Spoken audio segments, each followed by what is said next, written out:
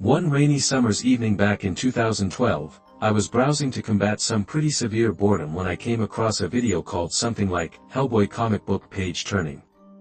The user who uploaded the video was named Ephemeral Rift.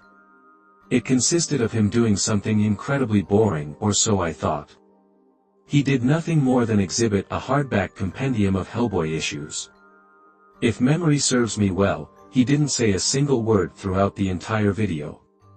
He also delicately turned the pages of the book at a rate which, while not fast by any means, was too quick to read what was written. Under any other circumstances, I might have been asking myself, why in God's name did this person feel the need to upload this? But under those particular circumstances, I got an immediate sense of the video's purpose. The man's slow, graceful movements and the sounds of the pages gently being turned were somehow phenomenally relaxing. I sat there, practically mesmerized, with my headphones turned up to 100 for the entire 15-minute duration of the video. And when it was done, I actually wanted more. That's how I discovered Autonomous Sensory Meridian Response, or ASMR for short, the light, almost tingly sensation certain people feel whenever they're experiencing an instance of relaxing interaction with someone or something. And from that day forward, I was hooked. I soon discovered Gentle Whispering ASMR, or Maria, as she's known to her many legions of fans. Then, I moved on to ASMR Requests and Heather Feather ASMR, but Ephemeral Rift was, and remains, my all-time #1 favorite. It's crazy to think that I still watch his videos more than a decade after I first discovered them.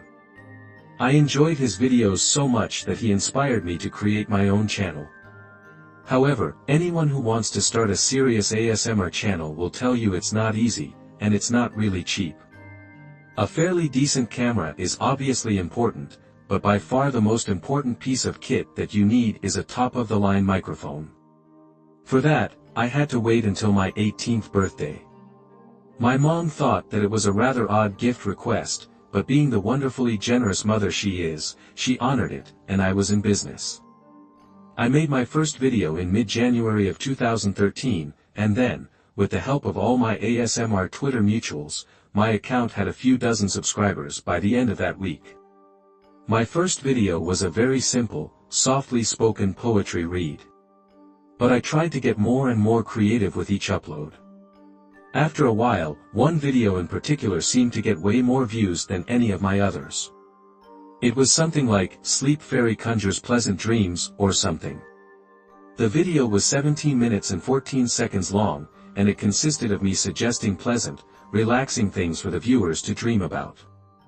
I put quite a lot of effort into the script and my costume, and I was over the moon to see that the video was actually getting some traction. But then came the night when that view count of my video was around 2,000. I woke up the next morning to see that it had a grand total of over 15,000 views. Not only that, but the number of subscribers I had jumped from a few hundred to several thousand. My new viewers had left dozens upon dozens of comments. Love the video, one said. This video helped me finally get some sleep, another wrote. The flattering comments went on and on. Until finally, I found one that wasn't so flattering. How am I supposed to relax when someone so ugly is talking, said one person. You're so annoying, delete your account and apologize for thinking anyone wants to look at you, said another.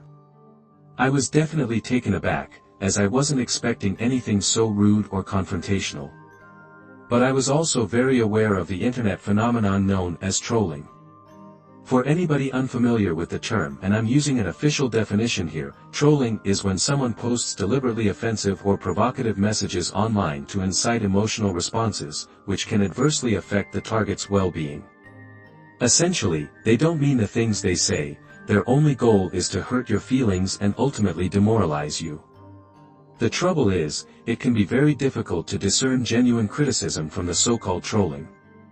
I thought encountering the trolls marked my first big test as an online creator or ASM artist, as we sometimes call ourselves. In reality, it was nothing compared to what I would eventually face. The sad fact of being a female creator online, especially if you choose to show your face on camera, is that you're going to get all kinds of horrible comments from both men and women alike. The female trolls will say things to undermine your confidence and self-esteem, and they can be viciously effective at that. But the male trolls say things that make you afraid for your physical well-being. At first, it can be very alarming to realize just how many sad and nasty people there are out there. However, like most things in life, you can get used to anything if you remain headstrong.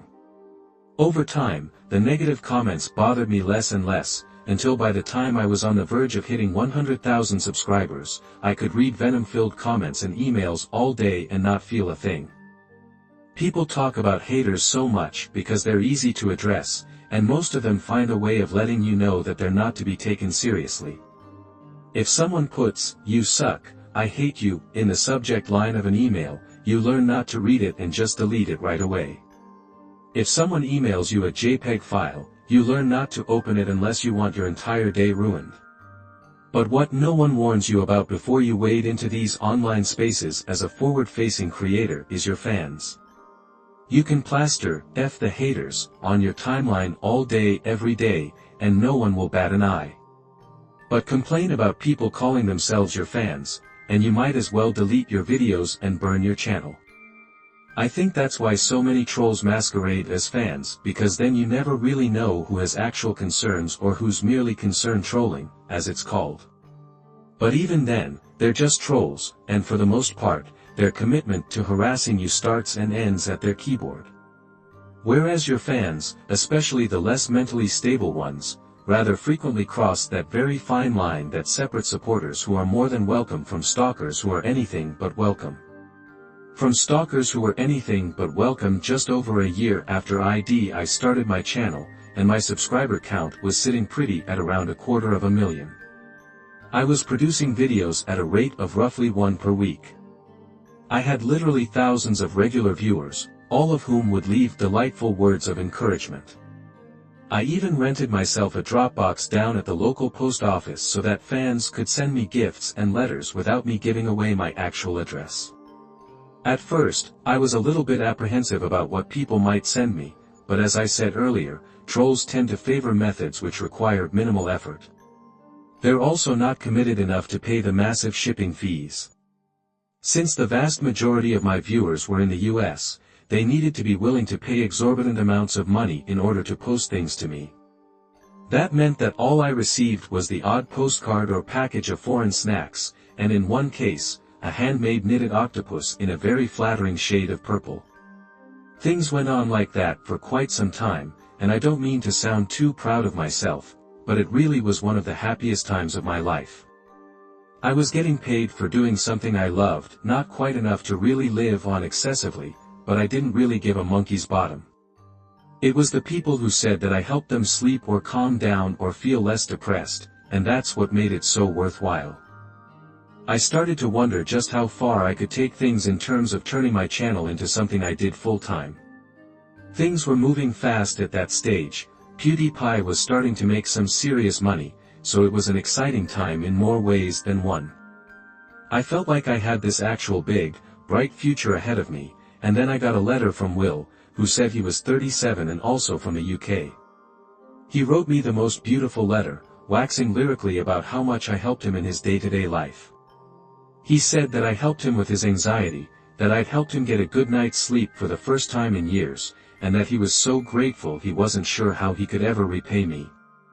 I always made a point of replying to people who had taken the time to write to me, so I wrote Will a brief response, thanking him for all of his love and support. It wasn't like a long letter or anything, not by any means, which made me feel a bit guilty considering that he had written an entire page of A4, along with the postscriptum that had spilled into the margin. But at the risk of sounding a bit cold, I didn't want him to think that I was interested in having a pen pal. It might sound ungrateful to some, but being so heavily followed and scrutinized by people you not only don't know but can't see can be rather nerve-wracking sometimes. I wanted to grow my following and interact more with my viewers, but at the same time, I didn't want to stand as sort of a fan who was going to obsess over me and then turn on me again.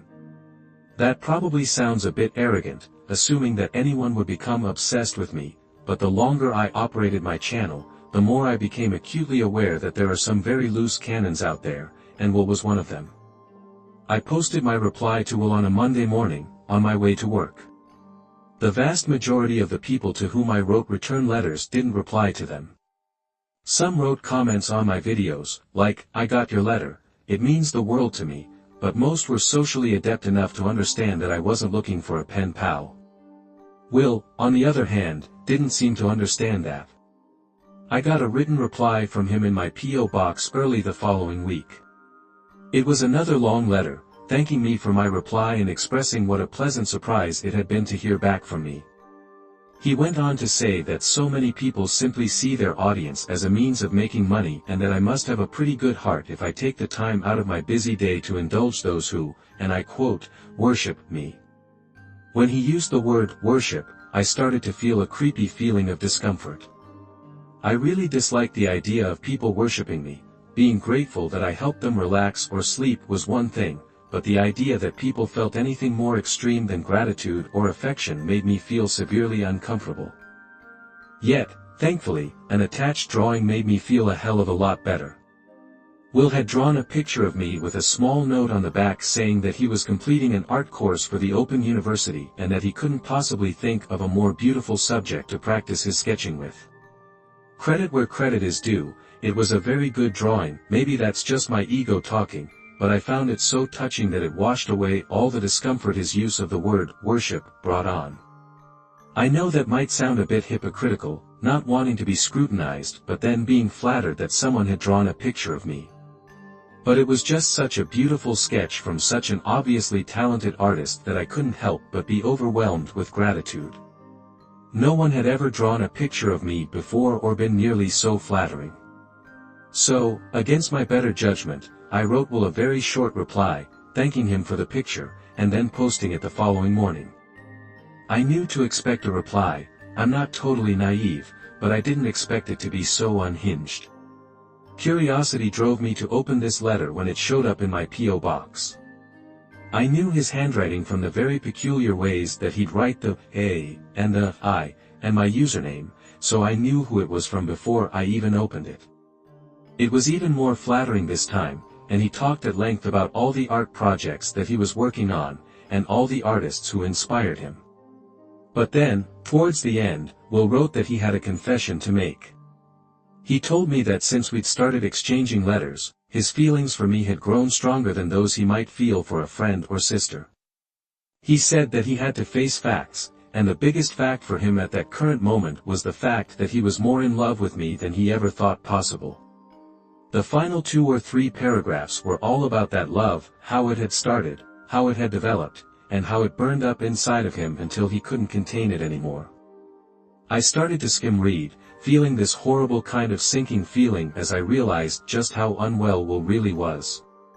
But then, toward the end, I read that he'd included another picture of me, one I was quite frankly dreading to look at. But I did, and this is what I saw. Will had drawn me again, only this time I was naked and I had a very large and very round pregnancy protrusion around my tummy. And then, standing behind me with his hand cupping my pregnant stomach, was a person Will claimed was him. At the bottom of the page, he simply titled it, "Our Future." I threw both the picture and the letter in my parents' kitchen bin, then, as I was still living there at the time. I then sat down at the table and cried. My mom came to see what the matter was, and we had a big heart-to-heart about the whole situation. Her advice was to not allow people like that to ruin a good thing that I had. She suggested I shouldn't read any more letters from this Will character, who quite obviously belonged in a bloody loony bin. Famous people attract weirdos, she said. They always have, and they always will. It's just something you got to get used to, while you keep your ass as safe as possible. And so that's what I did. I just carried on with what I was doing and kept uploading roughly once a week. I didn't reply to Will's letter, I didn't reply to his comments either.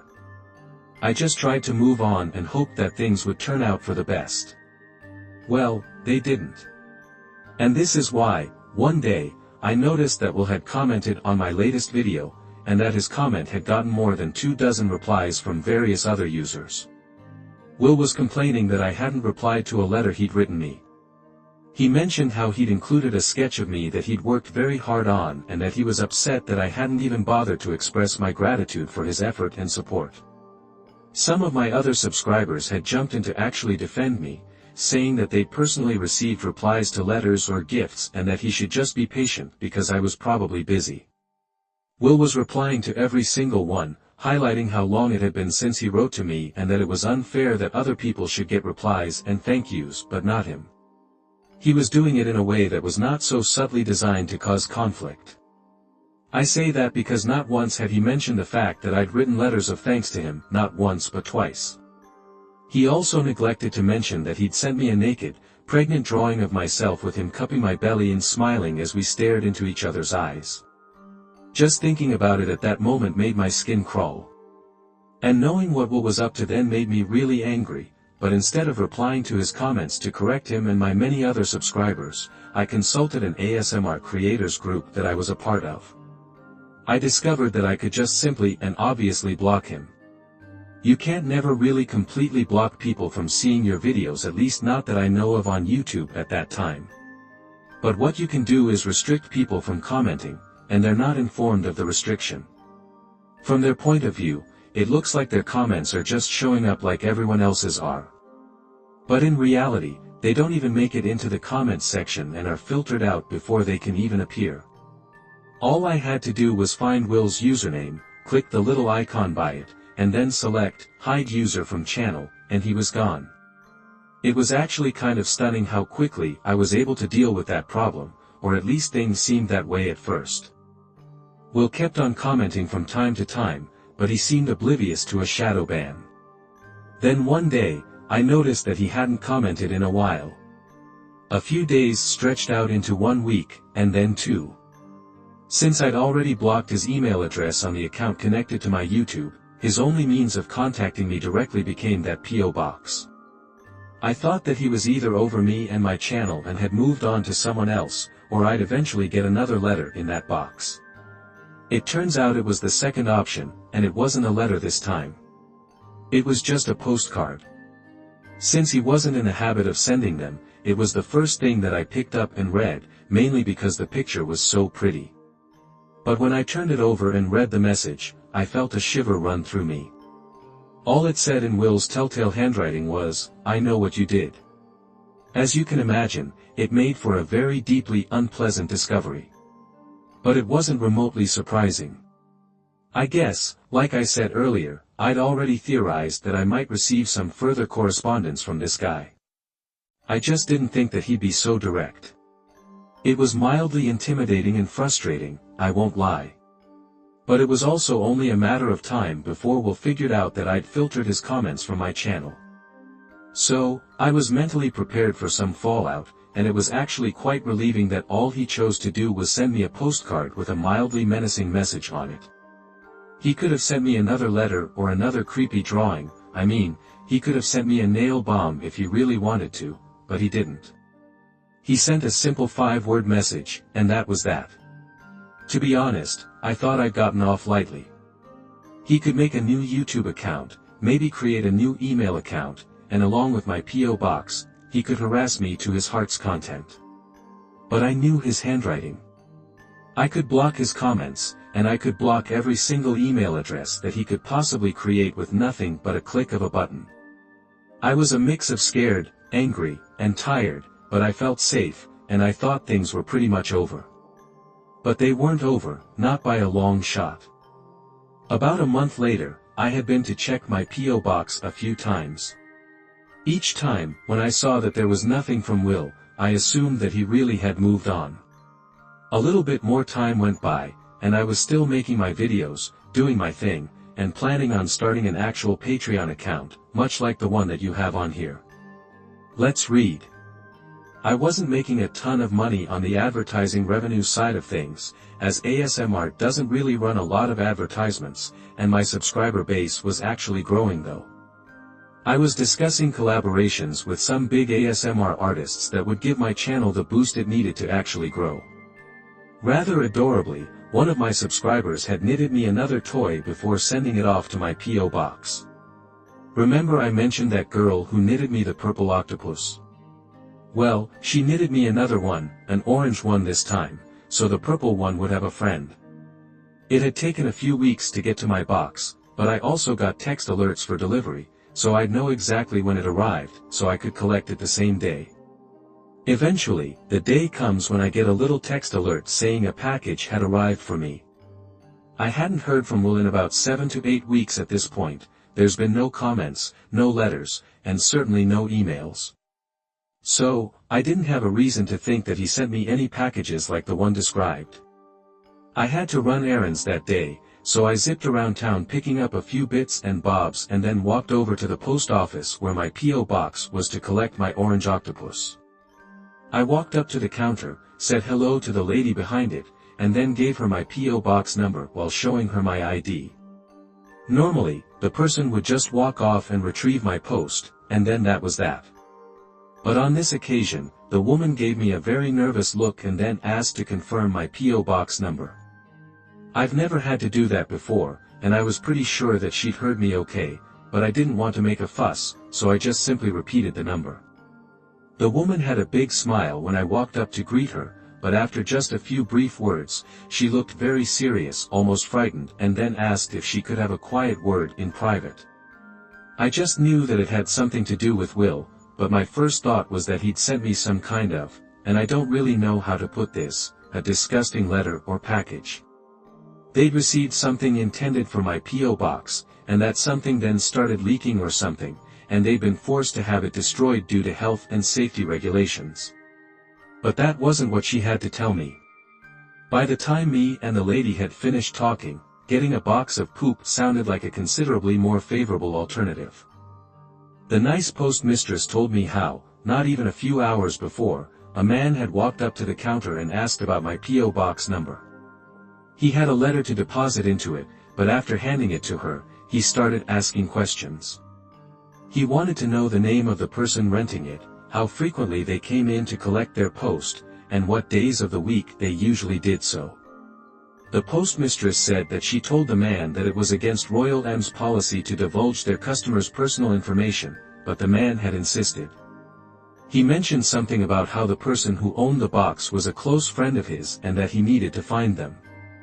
When the woman pointed out that if they were a close friend, he should know their name, the man became aggressive. He only chose to leave after she threatened to call the police. Then, instead of putting his letter in my P.O. box, she put it aside to give to the police, since it most probably had his fingerprints on it. I remember feeling sick as I realized what had happened and who had visited her that day. I also felt like a complete fool for not realizing that the P.O. box numbers can be tracked to a location, not just for reference. It's only private companies that offer that kind of security, and you pay a premium for the privilege too. I found that out when I was looking into opening one, but in the end, there's still a shred of shame that flares up when I say this. I gave up. I decided I wasn't cut out for it, that I wasn't cut out for dealing with psychos like that, even if it was on an infrequent basis. I deleted my videos, deleted my channel, and although in the moment it felt like a great weight had been lifted from my shoulders, I still harbor a little bit of regret that I just gave up, burned my channel, and went back to working my normal 9 to 5.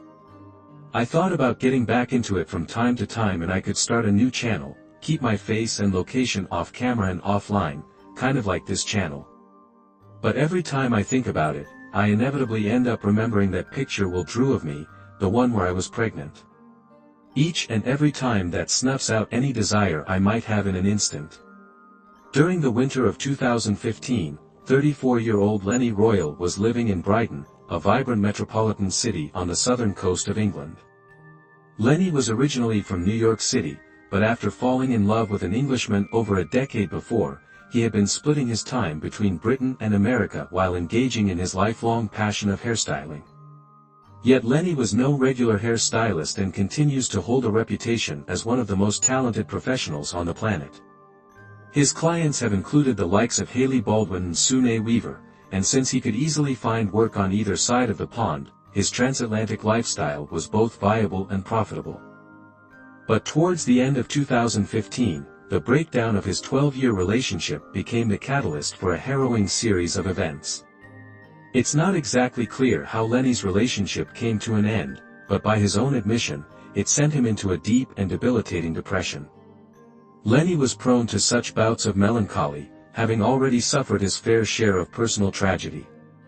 When he was just a boy, both of his parents passed away after contracting HIV, which led to the exceptionally deadly acquired immune deficiency syndrome, more commonly known as AIDS.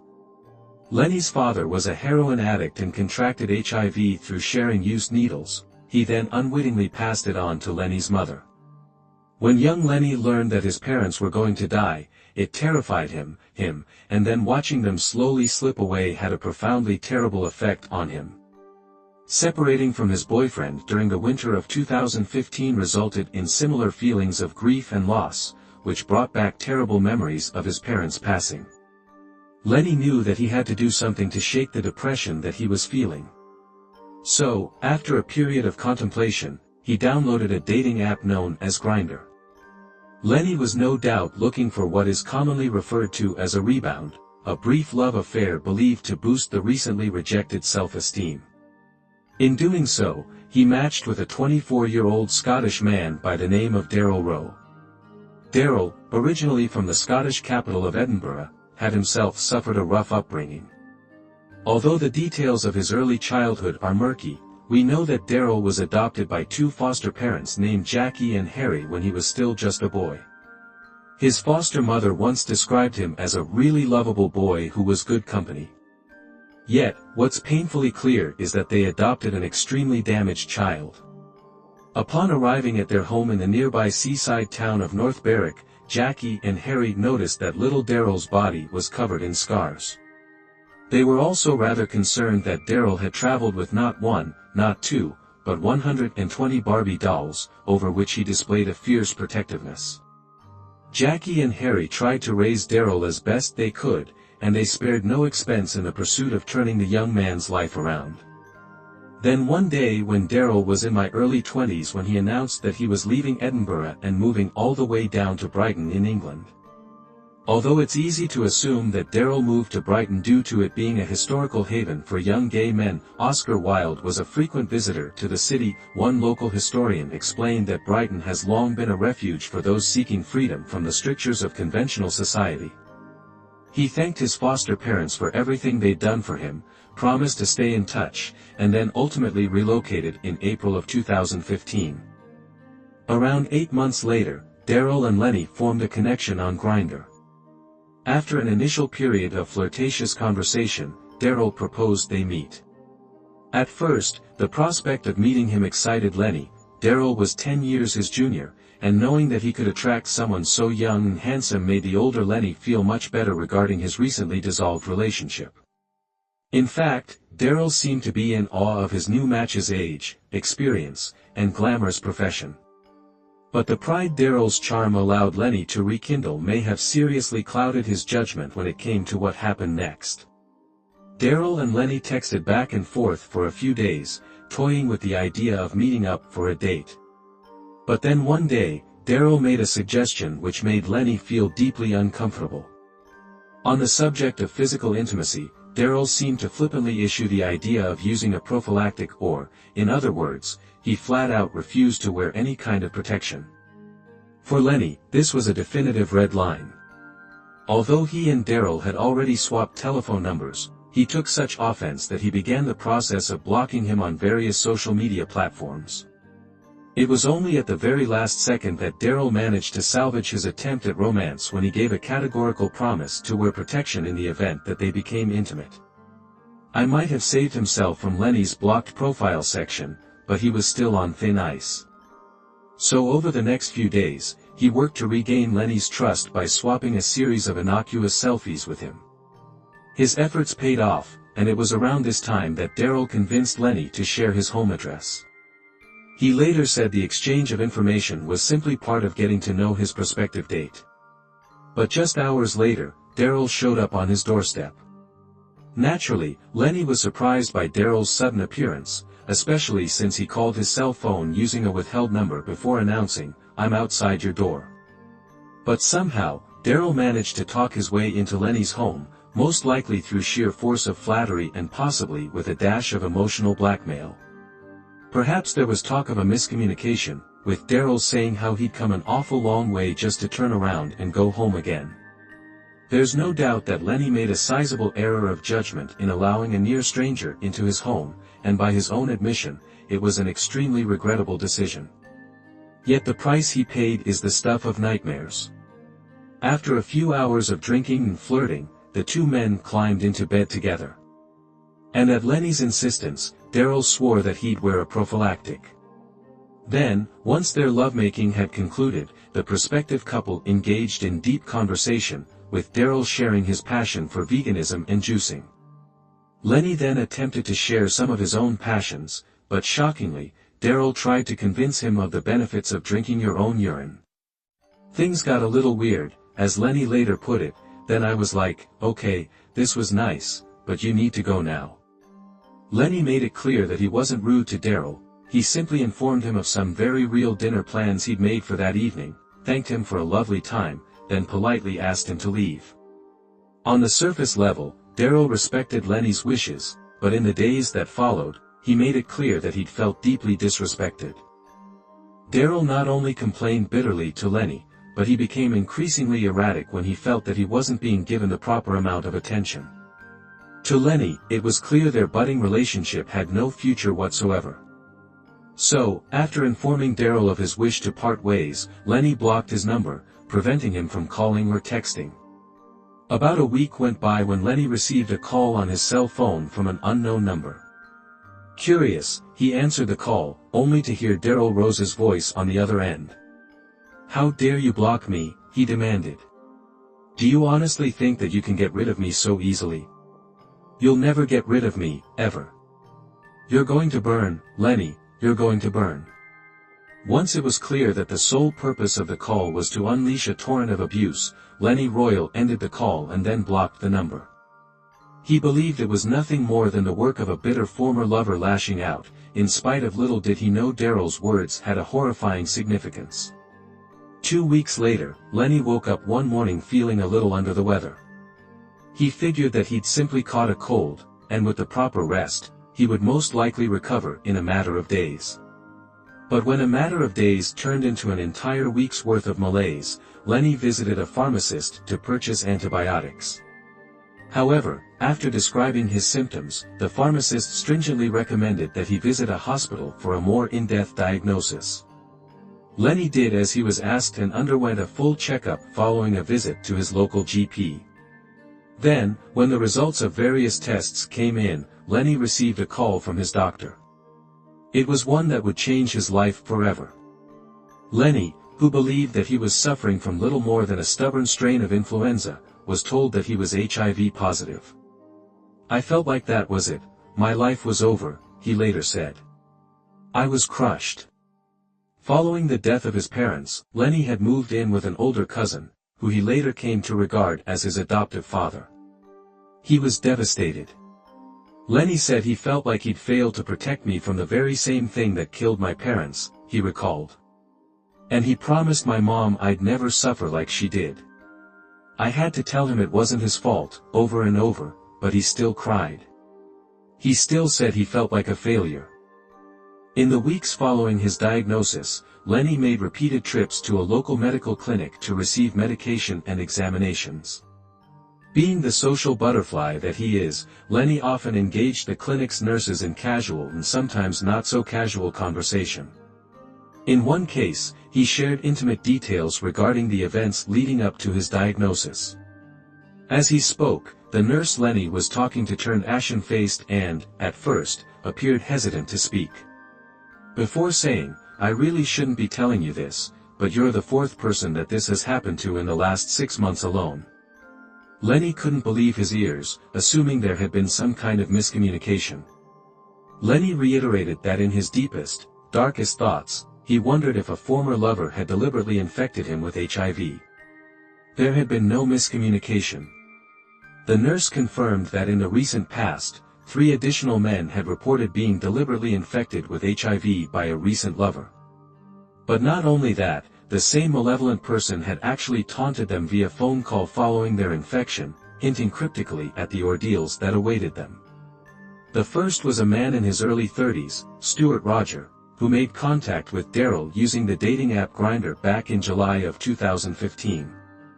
In a very similar fashion to his interaction with Lenny, Daryl was insistent that he and Stuart meet at the first available opportunity. He insisted that Stuart stopped by his Brighton apartment, and when he did so, Stuart found the front door open and unlocked. "Just come on in," Daryl said via text message. Shortly after Stuart's arrival, he and Daryl became intimate. As far as Stuart knew, Daryl had worn the appropriate protection. However, once their intimacy had concluded, Stuart noticed that a prophylactic device had been removed from his packet yet appeared completely unused. Concerned that Daryl had somehow deceived him, Stuart sought assurance that the prophylactic had been employed. Daryl flippantly dismissed his concerns by asking, "Are you one of these paranoid people?" "Yes, I wore protection, so chill out." Once sufficiently reassured that Daryl had complied with his wishes, Stuart began attempting to engage his new lover in conversation. Yet, when Daryl seemed much more interested in showing Stuart his favorite Pokemon videos on YouTube, Stuart suggested that they part ways and arrange to see each other again soon. Again, Daryl seemed to take the polite dismissal in stride, but not long after his departure, he called Stuart on his cell phone. Stuart assumed the purpose of the call was to arrange a second meeting, but when he answered his phone, Daryl remained silent. Stuart asked if he was okay, but again, Daryl chose to stay silent until he eventually ended the call without so much as saying a word. Having demonstrated himself unsuitable for a mature relationship, Stuart opted for no further contact with the increasingly erratic Daryl. But just 8 days later, he received a flurry of text messages from an unrecognized cell number. "You're a revolting jackass," one message read. "Ha, I'd taken the protection off." Stuart was stunned, but he didn't understand the message's true significance until a few weeks later when he began to feel gravely ill. The second of Daryl's more recent victims was a man named Peter, who matched with the young Scotsman after realizing they frequented the same gym. He was a good-looking guy, Peter later said, and also very charming at first, but that all changed very quickly. Daryl repeated the pattern of insisting he and Peter meet as soon as possible, and then when they did so, he told Peter that he would not be wearing any protection during the physical intimacy. Peter was hesitant. He knew the risks involved, but Daryl swore on all that he held dear that he was clean and that any intimacy they shared would be safe. However, afterwards, the same postcoital pattern played out. After displaying a shocking level of immaturity, Peter proposed that they part ways. Yet just days later, Daryl sent him a text message informing him of some utterly terrifying news. "I lied," the message said. "I'm HIV positive." Peter was horrified and asked Daryl if he was serious or merely attempting to psychologically terrorize him in revenge for discontinuing their tryst. "He's making this up," Peter told himself. "He's just being childish." But Daryl was not making things up. He had deliberately infected Peter with HIV. A third man named Andrew shared a similar story. He matched with Daryl via the same dating app as the others, and at first, there was a great deal of chemistry. "He was hot and seemed like a nice person," Andrew later recalled. "And at the same time, I didn't have any reason to question that." When Andrew and Daryl met for the first time, neither of them were carrying any kind of protection, but decided to become intimate regardless. Andrew ended up staying overnight at Daryl's place and later claimed that at that point, he believed that they might kindle a long-term relationship. But this time, it took less than 24 hours for Daryl to turn on him. The following morning, as Andrew traveled by bus to his home address, he decided to check for any new messages on the Grindr dating app. However, when a user activates the app in order to peruse messages, it notifies connected users of their activity. This is how Daryl discovered Andrew was still using the dating app. Less than an hour after they parted ways, the notification sent him into a rage. "I can't believe you're online already," Daryl told Andrew via text message. Andrew later said that he believed Daryl was kidding and that the message constituted nothing more than flirtatious banter. Yet, when it became evident that Daryl was genuinely furious and that his show of possessiveness was not an attempt at humor, Andrew blocked him on all platforms and then resigned himself to move on. Yet just over a month later, Andrew was out drinking with a coworker when a series of text messages were sent to his cell phone. "I hope you enjoyed yourself," the first message read, while the second came with a smiley emoji and said, "I have HIV, and now you do too." It should be noted that the timing of Daryl's text messages is extremely significant. These days, if someone is exposed to HIV, they can obtain a drug known as post-exposure prophylaxis, which has the power to stop an infection if taken within 72 hours. Daryl could have quite easily informed his lovers of his status as a sufferer of HIV but deliberately waited weeks to drop the bombshell that he had knowingly and deliberately exposed them to one of the deadliest diseases in modern history. Obviously, when each of Daryl's 4 victims realized his claims of infecting them were legitimate, they experienced a mixture of disbelief, confusion, and fear before rushing to the appropriate medical services for testing. In some cases, the wait was just 24 hours, but every second of gnawing uncertainty was nothing short of psychological torture. Andrew sat alone, guzzling a bottle of wine and praying the results would come back negative. The next day, when the call from the doctor came, he trembled with fear as he went through the formalities of confirming his identity. Andrew had almost resigned himself to the prospect of living out what little time he had left as a carrier of HIV and even a sufferer of AIDS. Yet, once the security formalities were out of the way, the doctor told Andrew that his test results were negative. He almost collapsed with relief, and the same could be said for Peter, who also received the all-clear after a brief but agonizing wait. Stuart and Roger, on the other hand, were not so fortunate. When informed by his doctor that he had contracted HIV, Stuart was devastated, but he swiftly informed the police of Daryl's actions. Stuart provided them with a detailed description of Daryl, along with his cell phone number, his home address, and several screenshots of the text message exchange. "From the moment I got my diagnosis, I was acutely aware that I would have to report this," he later said, before adding that Daryl was, obviously, an exceptionally dangerous person who urgently needed to be stopped. Thanks to the information provided by Stuart, Roger, the police were able to track Daryl to the nearby town of Saltdean before placing him under arrest. But to ensure that he couldn't escape, police opted to execute a dawn raid rather than a regular door knock.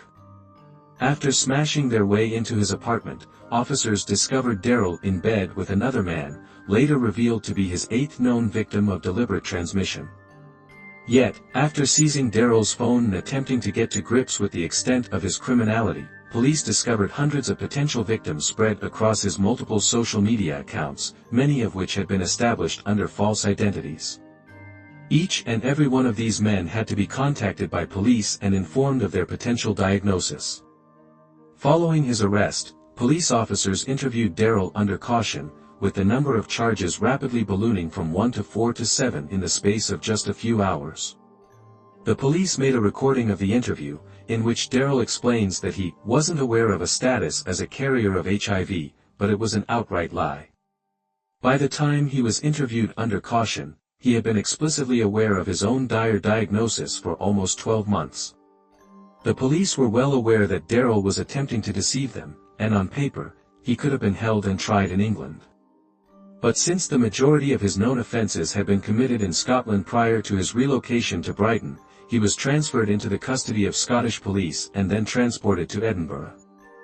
For some reason, once he was safely across the border, Scottish police chose to release Darlaw bail into the custody of his foster parents. But almost immediately after the emotional reunion, he attempted to escape justice by hiding among the Pentland Hills, which loom over the city of Edinburgh. When he heard Daryl had escaped police custody, Lenny was furious. "I couldn't believe they released him," he said. Especially since he kept saying that he was going to do it to other men. He was obviously sick in the head. He used to wonder, with all that time that he spent in Edinburgh and Brighton, how many more victims could be there. During a search of the Edinburgh countryside, police eventually found an abandoned tent containing a carton of prescription medication. It was an antiviral medication used by carriers of HIV, and the name written on it was Daryl R. The police already had an idea that Daryl was hiding among the Pentland Hills, but what was particularly alarming about the discovery was how all of the pills remained untouched in their blister packets. The medicine's purpose was to make his infection less contagious, and refusing to take it, his intention to recommence the infection of others was chillingly evident. By November of 2016, the hunt for Daryl Rowe had entered its 11th month, and around 25 additional victims had come forward to report physical interactions with him.